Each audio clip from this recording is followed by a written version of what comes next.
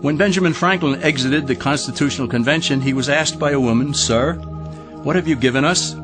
His immediate response was, "A republic, ma'am, if you can keep it." Yet most Americans today have been persuaded that our nation's governmental system is a democracy and not a republic.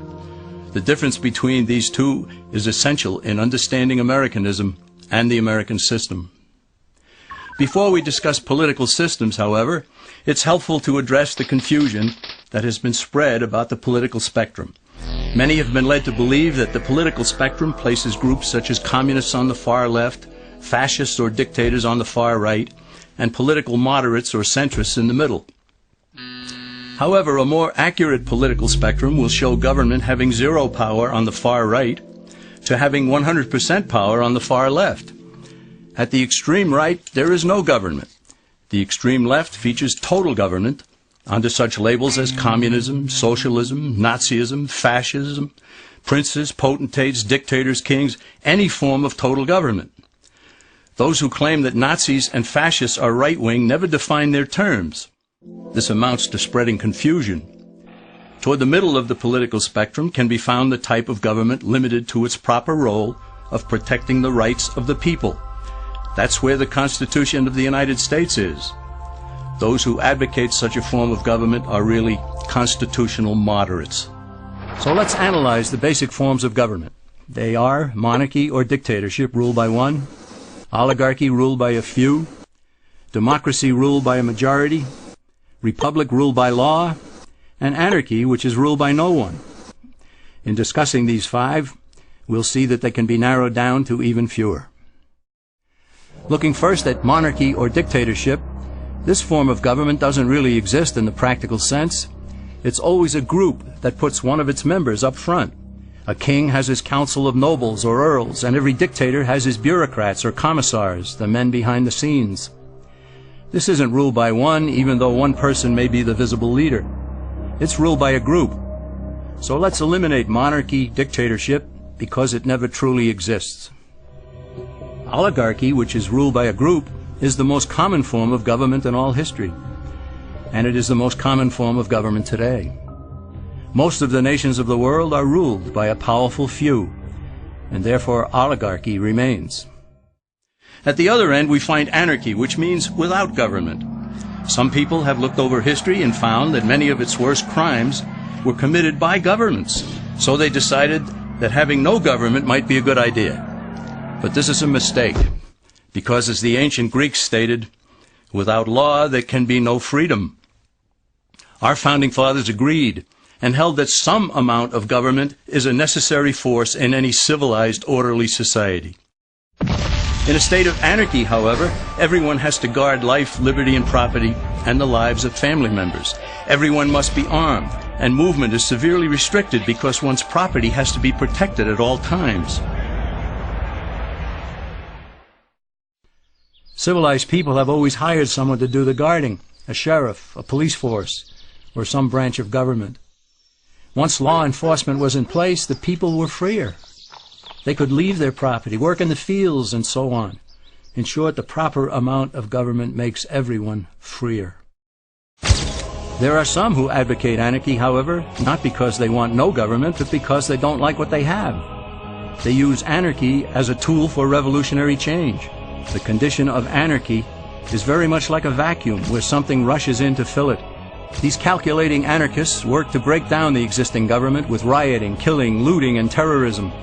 Tragically, the people living in such chaos often go to those best able to put an end to it and beg them to take over and restore order. And who is best able to put an end to the chaos? The very people who started it. The anarchists who created the problem then create a government run by them, an oligarchy, where they have total power. This is exactly what happened in Russia that led to Lenin taking total power, and in Germany where Hitler's brown shirts created the chaos that brought him to power. But anarchy isn't a stable form of government. It's a quick transition from something that exists to something desired by the power-hungry. It's a temporary condition, and because it isn't permanent, we eliminate it as well. The word democracy comes from two Greek words, demos, meaning people, and kratein, meaning to rule. Democracy, therefore, means the rule of the people, majority rule. This, of course, sounds good, but suppose the majority decides to take away one's home, or business, or children. Obviously, there has to be a limit. The flaw in democracy is that the majority isn't restrained. If more than half the people can be persuaded to want something in a democracy, they rule. What about republic? Well, that comes from the Latin, res meaning thing, and publica meaning public. It means the public thing, the law. A true republic is one where the government is limited by law, leaving the people alone. America's founders had a clean slate to write on. They could have set up an oligarchy. In fact, there were some who wanted George Washington to be their king. But the founding fathers knew history, and they chose to give us the rule of law in a republic, not the rule of a majority in a democracy. Why? Let's demonstrate the difference in the setting of the Old West. Consider a lynch mob in a democracy. 35 horseback riders chase one lone gunman. They catch him, and they vote 35-1 to hang him. Democracy has triumphed, and there's one less gunman to contend with. Now consider the same scenario in a republic. The 35 horseback riders catch the gunman and vote 35-1 to hang him, but the sheriff arrives, and he says, "You can't kill him. He's got his right to a fair trial." So they take the gunman back to town. A jury of his peers is selected, and they hear the evidence and the defense, and they decide if he shall hang. Does the jury even decide by majority rule? No, it has to be unanimous, or he goes free. The rights of the gunman aren't subject to majority rule, but to the law. This is the essence of a republic. Many Americans would be surprised to learn that the word democracy does not appear in the Declaration of Independence or the U.S. Constitution, nor does it appear in any of the constitutions of the 50 states. The founders did everything they could to keep us from having a democracy. James Madison, rightly known as the father of the Constitution, wrote in essay number 10 of the Federalist Papers, "Democracies have ever been spectacles of turbulence and contention, have ever been found incompatible with personal security or the rights of property, and have in general been as short in their lives as they have been violent in their deaths." Alexander Hamilton agreed, and he stated, "We are a republican government. Real liberty is never found in despotism or in the extremes of democracy." Samuel Adams, a signer of the Declaration of Independence, stated, "Democracy never lasts long. It soon wastes, exhausts, and murders itself." The founders had good reason to look upon democracy with contempt, because they knew that the democracies in the early Greek city-states produced some of the wildest excesses of government imaginable. In every case, they ended up with mob rule, then anarchy, and finally tyranny under an oligarchy. During that period in Greece, there was a man named Solon, who urged creation of a fixed body of law not subject to majority whims.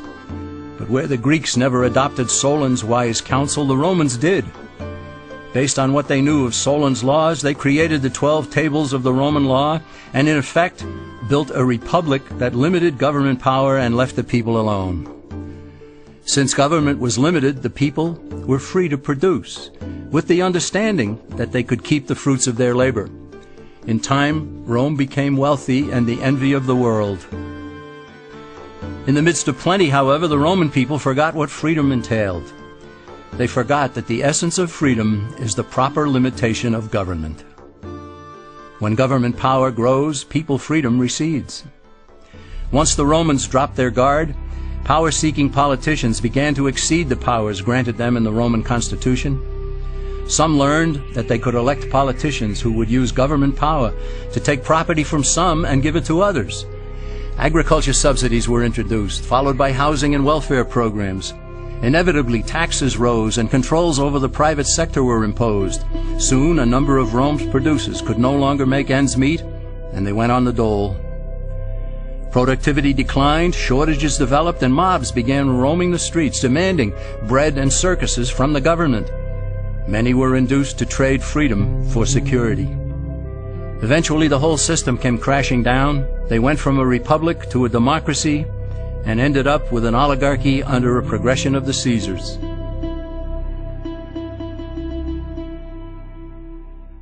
Thus, democracy itself is not a stable form of government.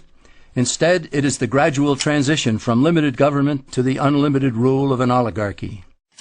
Knowing this, we as Americans are ultimately left with only two choices. We can keep our republic, as Franklin put it, or we will inevitably end up with an oligarchy, a tyranny of the elite.